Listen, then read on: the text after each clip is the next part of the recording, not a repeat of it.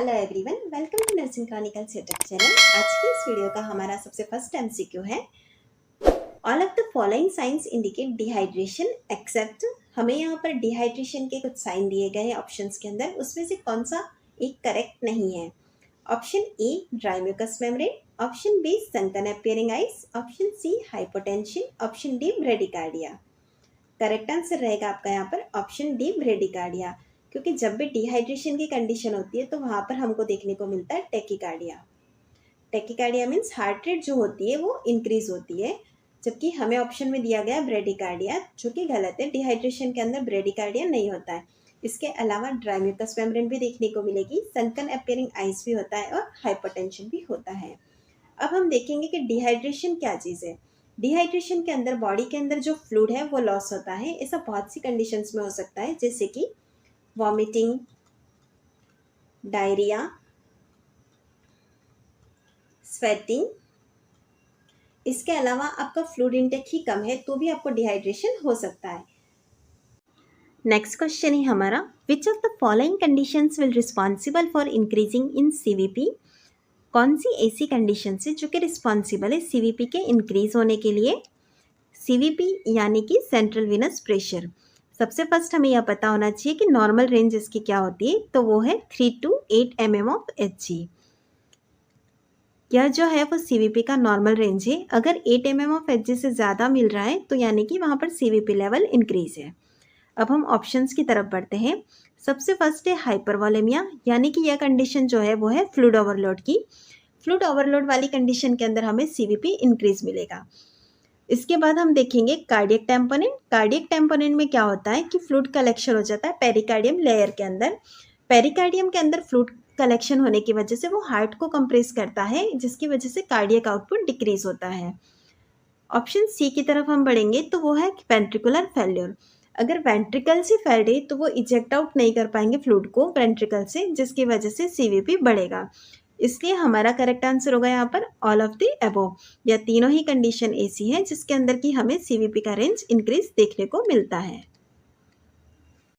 Next question है हमारा, an ABG analysis report shows pH 7.55, PCO2 35 mmHg, HCO3 33 milliequivalent per litre. The condition is, हमारे पास यहाँ पर एबीजी एनालिसिस के लिए एक रिपोर्ट दिया गया है जिसके अंदर की डिफरेंट पैरामीटर्स दिए गए, उसके हिसाब से हमें आइडेंटिफाई करना है कि यह कंडीशन कौन सी है। Option A metabolic acidosis, option B metabolic alkalosis, option C respiratory acidosis, option D respiratory alkalosis. सबसे फर्स्ट हमें राइट आंसर की तरफ बढ़ने से पहले हमें देखना होगा कि क्या पैरामीटर्स हमें ऑप्शंस में दिए गए। सबसे फर्स्ट हमारे पास पीएच जो है वो 7.55 है, जबकि जो नॉर्मल पीएच होता है वो है 7.35 to 7.45। यहाँ पर पीएच बढ़ा हुआ है, मतलब एल्केलोसिस वाली कंडीशन है, तो एसिडोसिस वाले दोनों ऑप्शंस हमारे एलिमिनेट हो जाते हैं। अब बचे हमारे पास दो ऑप्शंस, जो कि है मेटाबॉलिक एल्केलोसिस और रेस्पिरेटरी एल्केलोसिस। इसमें से सेलेक्ट करने से पहले हम आगे ऑप्शंस की तरफ बढ़ेंगे। PCO2 दिया गया है हमें यहाँ पर 35 mmHg, जो कि नॉर्मल रेंज के आसपास है। बाइकार्बोनेट की तरफ बढ़ते तो बाइकार्बोनेट का लेवल ज़्यादा है, 33 इंक्रीजिंग लेवल है इसका, क्योंकि नॉर्मल लेवल इसका होता है 22 to 26 milliequivalent per litre. So इसलिए यह कंडीशन जो होगी वो मेटाबॉलिक हो जाएगी। करेक्ट आंसर हो जाएगा आपका यहाँ पर ऑप्शन बी। नेक्स्ट क्वेश्चन है, method of administering drugs by friction over the skin is called. यहाँ पर बताया गया कि फ्रिक्शन ओवर द स्किन के थ्रू आप कौन से मेथड के थ्रू मेडिसिन अप्लाई कर सकते हैं। Option A intravenous, option B inunction, option C insertion, option D instillation. Correct answer है आपका यहाँ पर ऑप्शन बी। इनंशन जो होता है उसके अंदर आप स्किन के ऊपर मेडिसिन जो होती है, जिसके अंदर ऑइंटमेंट्स, क्रीम्स, ऑयल होता है, उसको स्किन के ऊपर फ्रिक्शन के थ्रू अप्लाई करते हैं। इसके अलावा यहाँ पर हमें ऑप्शन में दिया गया है इंट्राविनस, जिसके अंदर की मेडिसिन डायरेक्ट वेन के अंदर एडमिनिस्टर की जाती है। इंसर्शन, इंसर्शन यानी कि ड्रग्स को इंसर्ट कर रहे हैं बॉडी के अंदर, जैसे कि जो सपोजिटरी होती है वो इंसर्शन का एग्जाम्पल है। अब हम देखेंगे इंस्टिलेशन। इंस्टिलेशन के अंदर जो ड्रग्स होती है आप बॉडी के अंदर उसे इंस्टिल कर रहे हैं बॉडी कैविटी के अंदर, जिसके एग्जाम्पल के अंदर आ जाएगा आई ड्रॉप्स, मीन्स जितनी भी ड्रॉप्स होती है ना वो इसके एग्जाम्पल में आ जाएगी, आई ड्रॉप्स है, ईयर ड्रॉप्स है, वो सारे ही। नेक्स्ट क्वेश्चन है, an opening of surgical wound edges is called option A wound dehiscence, option B wound evisceration, option C scarring, option D none of above. Correct answer आपका यहाँ पर option A wound डायसेंस जो होता है उसके अंदर surgical वुंडेजेस की ओपनिंग देखने को मिलती है। लेकिन अगर उसी की जगह कोई ऑर्गन भी कम आउट हुआ है इंसिजन के थ्रू तो वो कंडीशन कहलाती है वुंड एविसरेशन। तो हमेशा आपको एग्जाम में वुंड डायसेंस और वुंड एविसरेशन आता है तो कंफ्यूज नहीं होना है।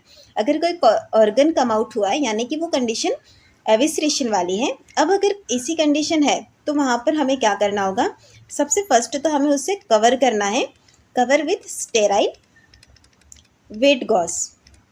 हमेशा याद रखना है कि गॉज जो है वो वेट होना चाहिए, अगर इसकी जगह ड्राई लिखा हुआ है तो वो गलत है। अब हम देखेंगे ऑप्शन सी, इसके अंदर स्कैरिंग दिया गया है जो कि है previous surgery mark. Next question है, which one is the most abundant anion in ECF. ECF यानी कि एक्स्ट्रा सेल्यूलर फ्लूइड, जो कि सबको ही पता होगा। इसके अंदर मोस्ट एबंडेंट एनायन कौन सा है यह पूछा गया है आपसे क्वेश्चन के अंदर। Option A sodium, option B potassium, option C chloride, option D bicarbonate. Correct answer आपका यहाँ पर ऑप्शन सी क्लोराइड, क्योंकि यहाँ पर हमें बताया गया कि ईसीएफ जहाँ आता है वहाँ आपको याद रखना है NaCl। यहाँ पर जो सोडियम है वो है मोस्ट एबंडेंट कैटायन और क्लोराइड जो है वो मोस्ट एबंडेंट एनायन होता है ईसीएफ के अंदर। नेक्स्ट क्वेश्चन है, in which of the following conditions blood transfusion is contraindicated. कौन सी ऐसी कंडीशन है जहाँ पर कि ब्लड ट्रांसफ्यूशन को देना कॉन्ट्राइंडिकेटेड होगा।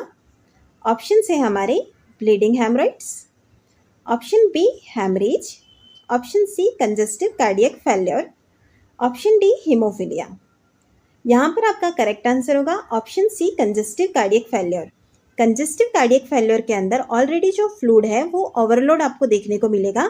अगर आप यहाँ पर ब्लड ट्रांसफ्यूशन दे रहे तो उसकी कंडीशन को और वर्सन कर रहे हैं और फ्लूइड ओवरऑल लोड भी ज़्यादा बढ़ जाएगा। इसलिए हमें हमेशा कंजेस्टिव कार्डियक फेल्योर की कंडीशन के अंदर ब्लड ट्रांसफ्यूशन को नहीं देना है। अगर ब्लीडिंग हेमरॉइड से हेमरेज है या फिर हीमोफीलिया है, इन तीनों ही कंडीशन के अंदर ब्लड ट्रांसफ्यूशन जो होगा वो इसका ट्रीटमेंट ऑफ चॉइस के अंदर आ जाएगा। नेक्स्ट क्वेश्चन है, adequacy of collateral circulation before radial artery cannulation is done with the help of which test. Collateral circulation का एडिक्वेसी चेक करना होता है जब भी हम रेडियल आर्टरी का कैनुलेशन कर रहे हैं उससे पहले। इसके लिए एक टेस्ट परफॉर्म किया जाता है, उस टेस्ट का नाम क्या है। Option A Allen test, option B Weber test, option C Rinne test, option D cold test. Correct answer आपका यहाँ पर ऑप्शन ए एलन टेस्ट जो होता है वो कोलेटरल सर्कुलेशन की एडिक्वेसी चेक करने के लिए करते हैं। इसके अलावा हमारे पास यहाँ पर दो टेस्ट के नाम और आए हैं, जैसे कि वेबर टेस्ट और रिनी टेस्ट। ये टेस्ट जो होते हैं वो हियरिंग असेसमेंट के लिए किए जाते हैं।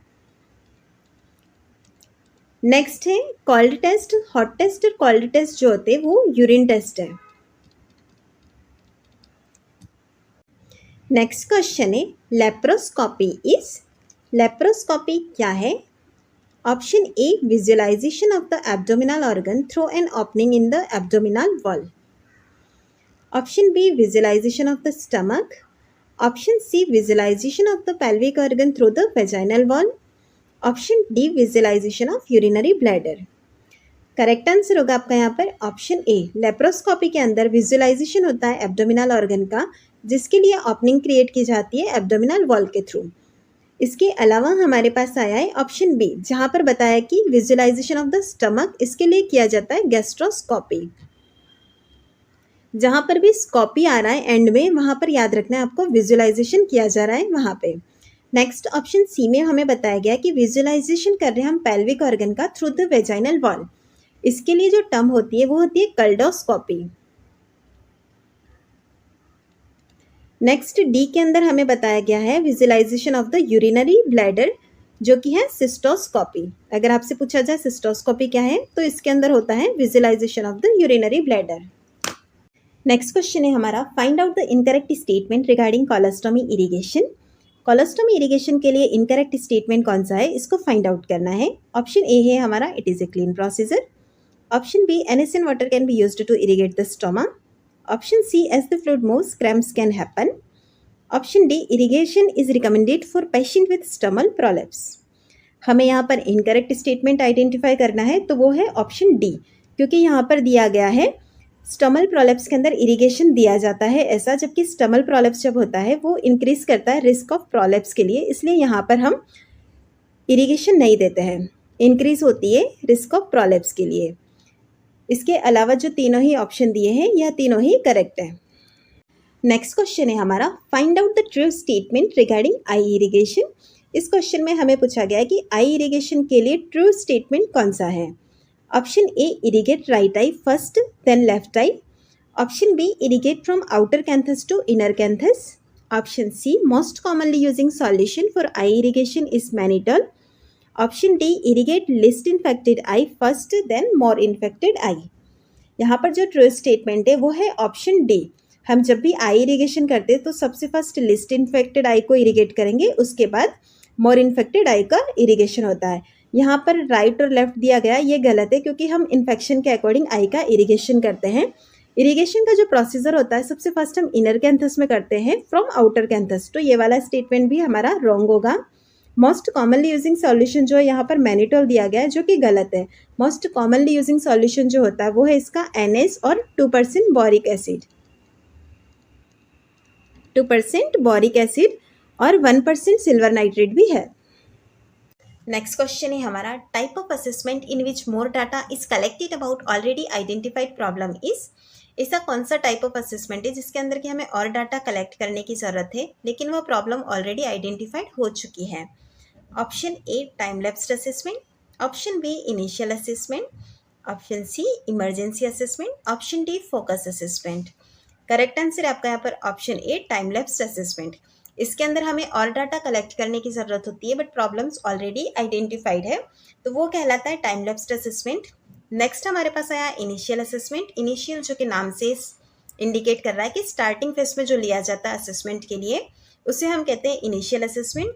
इमरजेंसी असेसमेंट, इमरजेंसी कंडीशन के अंदर आप जो भी असेसमेंट करते हैं उसको बोला जाता है। फोकस असेसमेंट जो होता है उसके अंदर आप किसी पर्टिकुलर प्रॉब्लम के ऊपर फोकस करते हैं, तो वो चीज़ कहलाती है फोकस असेसमेंट। नेक्स्ट क्वेश्चन है हमारा, which among the following is complication of spinal anaesthesia. Spinal anaesthesia का कॉम्प्लिकेशन क्या है।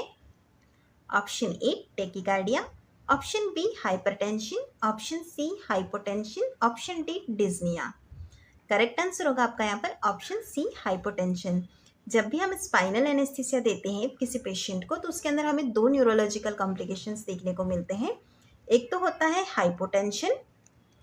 हमेशा हाइपोटेंशन और हाइपरटेंशन दो ऑप्शंस में आते हैं, तो कंफ्यूज नहीं होना है। हमेशा स्पाइनल एनेस्थीसिया के बाद में हाइपोटेंशन देखने को मिलेगा। और दूसरा है हेडेक, यह मोस्ट कॉमनली देखने को मिलते हैं। नेक्स्ट क्वेश्चन है हमारा, prolonged suctioning of the tracheostomy में कॉज। लॉन्ग ड्यूरेशन के लिए अगर हम सक्शनिंग करेंगे ट्रेकियोस्टोमी की तो उसकी वजह से क्या होगा। Option A, anorexia. Option B, nausea and vomiting. Option C, hypoxia and cardiac arrest. Option D, endocarditis. Correct answer आपका यहाँ पर option C, hypoxia and cardiac arrest. Hypoxia ऐसी टर्म है जिसके अंदर की lack of oxygen in tissues देखने को मिलेगा, जो कि हमें ट्रेकियोस्टोमी के अंदर लॉन्ग टाइम सक्शन करने पे यह कंडीशन डेवलप हो सकती है। एनोरेक्सिया का यहाँ पर कोई रिलेशन नहीं है, नोजिया एंड वॉमिटिंग का भी नहीं है और एंडोकार्डाइटिस का भी नहीं है, इसलिए आपका करेक्ट आंसर है ऑप्शन सी। नेक्स्ट क्वेश्चन है, how should a nurse administer an iron injection to an adult. Adult के अंदर आयरन इंजेक्शन को किससे एडमिनिस्टर करते हैं। Option A, intradermal in the forearm. Option B, intramuscular in the deltoid. Option C, subcutaneous in the arm. Option D, Z track intramuscular in gluteal. Correct answer है आपका यहाँ पर option D, Z track intramuscular in gluteal. सबसे first हमें यहाँ पर पूछा गया है आयरन का एडमिनिस्ट्रेशन। आयरन जो होता है वो इरिटेबल होता है, इसलिए हम इसे जब भी एडमिनिस्टर करते हैं तो इसे डिप IM देते हैं, डिप IM, और उसके साथ ही हम देते हैं ज़ेड्रेक टेक्निक के साथ में। नेक्स्ट क्वेश्चन है, after receiving a patient from OT following cardiac surgery, most important priority nursing intervention is. एक पेशेंट है जिसे कि हमने रिसीव किया है ओटी से कार्डियक सर्जरी के बाद में। रिसीव करने के बाद प्रायोरिटी नर्सिंग इंटरवेंशन क्या होगा? Option A, connect the patient to cardiac monitor. Option B, ensure the patent airway. Option C, start the IV fluids and medicines. Option D, check the output of the patient. हमने OT से patient को receive किया तो हमारा first priority management जो होता है वो बेस्ड होता है एबीसी पे। तो इस अकॉर्डिंग हम सबसे फर्स्ट देखेंगे उसका एयरवे पेटेंट है या नहीं। तो उसके हिसाब से हमारा ऑप्शन बी जो है वो करेक्ट आंसर है। बाकी के सारे आगे की प्रायोरिटीज़ के अंदर आ जाते हैं। नेक्स्ट क्वेश्चन है, level of consciousness of a client is assessed using. Client के अंदर लेवल ऑफ कॉन्शियसनेस को आप किस तरह से असेस करते हैं? Option A, Braden scale. Option B, Apgar score. Option C, Glasgow coma scale. Option D, Snellen chart. Correct answer होगा आपका यहाँ पर option C, Glasgow coma scale, जिसे आप जीसीएस स्केल भी कहते हैं शॉर्ट में। इसके थ्रू आप लेवल ऑफ कॉन्शियसनेस को असेस करते हैं। इसका मैक्सिमम स्कोर 15 होता है, मिनिमम स्कोर 3 होता है। इसके अलावा हम दूसरे ऑप्शंस देखेंगे। ब्रेडन स्केल जो होती है उसके अंदर हम बेडसोर का रिस्क ऑफ असेसमेंट देखते हैं। अबगार स्कोर जो कि न्यूबॉर्न के अंदर यूज में लिया जाता है। स्नेलन चार्ट जो है वो विजुअल एक्यूटी का असेसमेंट करने के लिए यूज में ली जाती है। नेक्स्ट क्वेश्चन है, which of the following intervention can best prevent bedsore. कौन सा ऐसा इंटरवेंशन है जो कि बेडसोर को बेस्ट प्रिवेंट करेगा? Option A, massage reddened areas with lotions और oil. Option B, change the position every 2 hourly. Option C, keep the skin clean and dry. Option D, none of above. Correct answer है आपका यहाँ पर option B. हमेशा bedridden patient के अंदर bedsore को prevent करने के लिए बेस्ट ऑप्शन रहता है कि हम उनका पोजीशन एवरी 2 आवरली चेंज करें। नेक्स्ट क्वेश्चन है, the theory that involves care and helps through which the client attends total self care.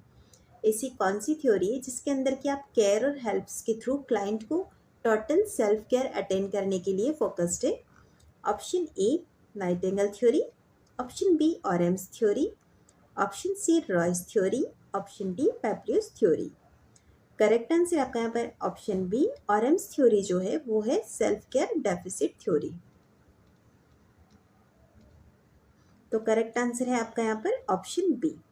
अब हम देखेंगे नाइटिंगेल थ्योरी। नाइटिंगेल थ्योरी के अंदर उसका जो मेन फोकस होता है वो है एनवायरनमेंट। थर्ड ऑप्शन में है आपके पास रॉयस थ्योरी।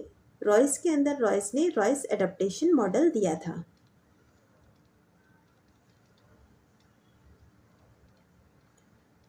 लास्ट है हमारा पेप्लियस थ्योरी जो कि फोकस थी इंटरपर्सनल रिलेशनशिप पर।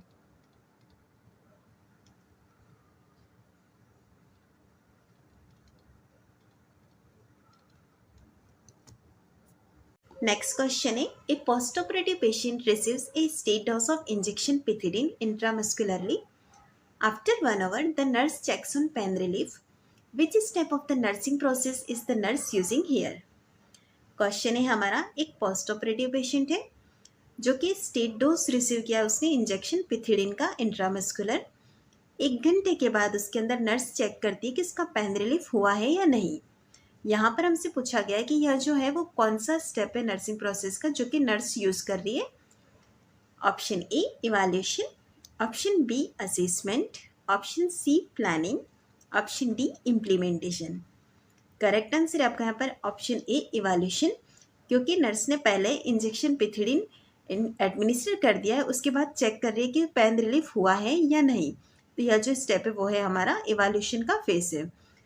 टोटल नर्सिंग प्रोसेस की 5 फेसेस होती है जिसके अंदर के 4 तो आपको ऑप्शन में दिखाई गई है, इवैल्यूएशन, असेसमेंट, प्लानिंग, इम्प्लीमेंटेशन, और इसके अलावा एक और होती है वो है डायग्नोसिस। नेक्स्ट क्वेश्चन है, which ethical principle promotes determination by the client. हमें ऑप्शंस में इथिकल प्रिंसिपल दिए गए, उसमें से कौन सा ऐसा है जो कि self determination by the client को प्रमोट करता है?